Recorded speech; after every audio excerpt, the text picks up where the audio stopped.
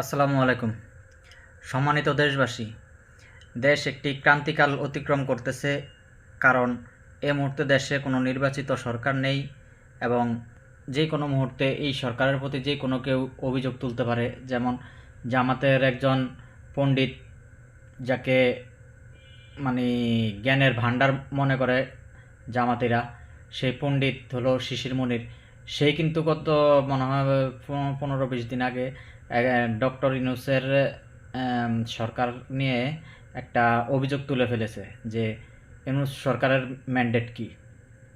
তো এরকম একটা নড়বড়ে সরকার ব্যবস্থা থাকা অবস্থায় এই জামাতিরা মনে করেন যা করতেছে, আম, প্রত্যেকটা প্রশাসনে প্রত্যেকটা স্তরে তাদের নিজস্ব লোক সেটিং দিতেছে, মানে সরকারকে বিভিন্ন নানামুখী চাপে রেখে।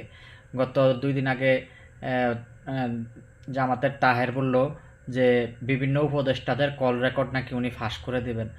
তো কল রেকর্ডের মধ্যে কি আছে এটা অবশ্যই জাতির কাছে আপনারা জানানো উচিত।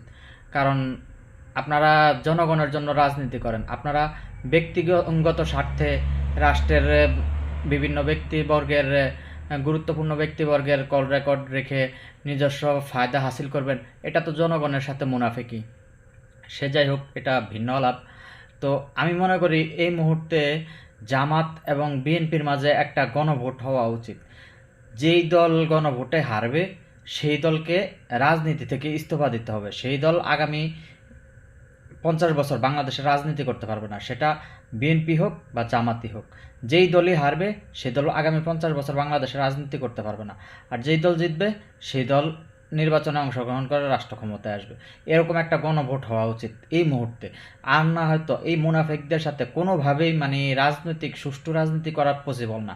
এরা কখনো বাংলাদেশের স্ট্যাবিলিটি চায় না। এরা শুধুমাত্র নিজেদের ব্যক্তিগত স্ট্যাবিলিটি চায়। এরা শুধুমাত্র দলের স্ট্যাবিলিটি চায়, একটা রাজনৈতিক দলের স্ট্যাবিলিটি চায়। এরা কখনোই একটা রাষ্ট্রের স্ট্যাবিলিটি চায় না, রাষ্ট্রের স্থিতিশীলতা চায় না, রাষ্ট্রের উন্নয়ন চায় না।